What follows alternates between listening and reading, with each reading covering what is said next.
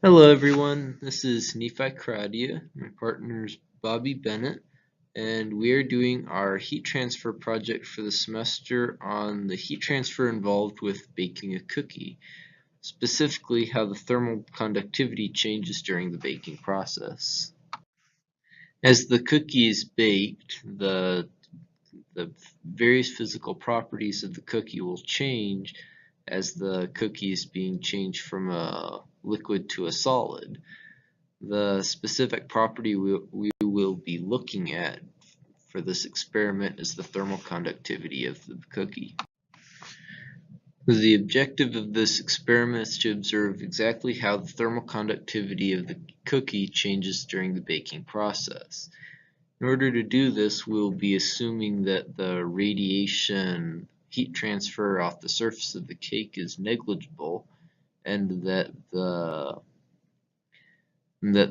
conduction heat transfer through the cookie and the convection coefficient are equal to each other via surface energy balance.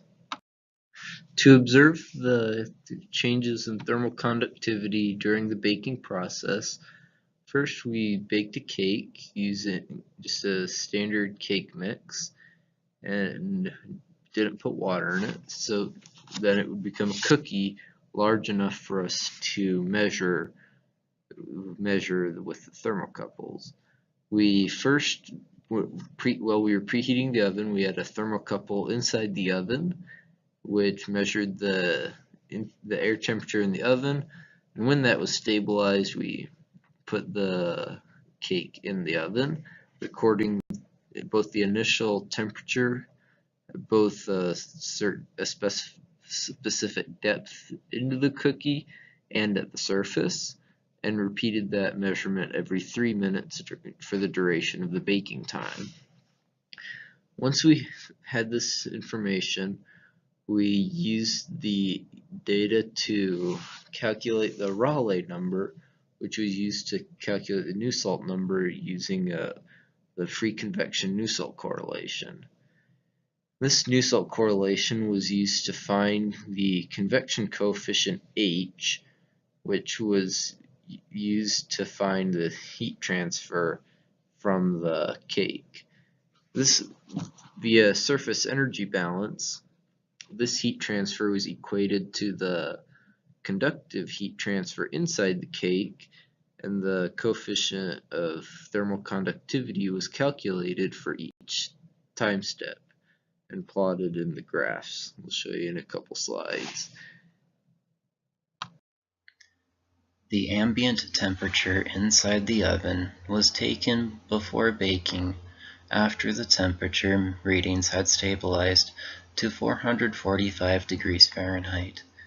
The core and surface temperatures of the cookie were measured every 3 minutes using the thermocouples pictured above until the cookie had baked for 24 minutes.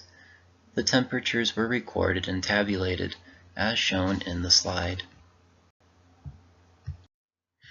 To interpret the results, it was first assumed that the heat transfer rates due to convection on the surface of the cookie and the conduction through the cookie were equal, and that the radiation from the cookie was negligible. Using the free convection model, the heat transfer rate of convection was determined at each 3-minute time interval.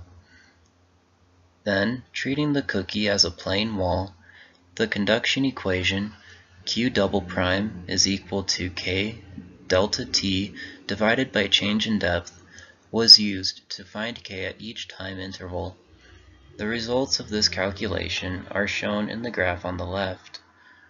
It was found that as the bake time increased, the K value decreased, even while the core and surface temperatures increased. This result is likely due to the physical changes of the cookie batter becoming more like that of a solid during baking. Baking a cookie batter changes the physical properties and thus the thermal properties of the cookie. The goal of this experiment was to measure how the thermal conductivity of the cookie changes while baking. Using temperature measurements gathered from thermocouples, and the heat transfer theories of plane wall conduction and free convection, the thermal conductivity of the cookie was determined for every 3-minute interval of baking. The change from liquid to solid equated to a decrease in the thermal conductivity of the cookie, even as the surface and core temperatures rose over time. The results of this experiment are of interest to those studying the effects of phase change on the thermal physical properties of substances. Similar methods used in this study may be used by other teams to study the cooling and heating rates of materials such as asphalt, food, and plastics for industrial applications. Thank you for listening to this presentation.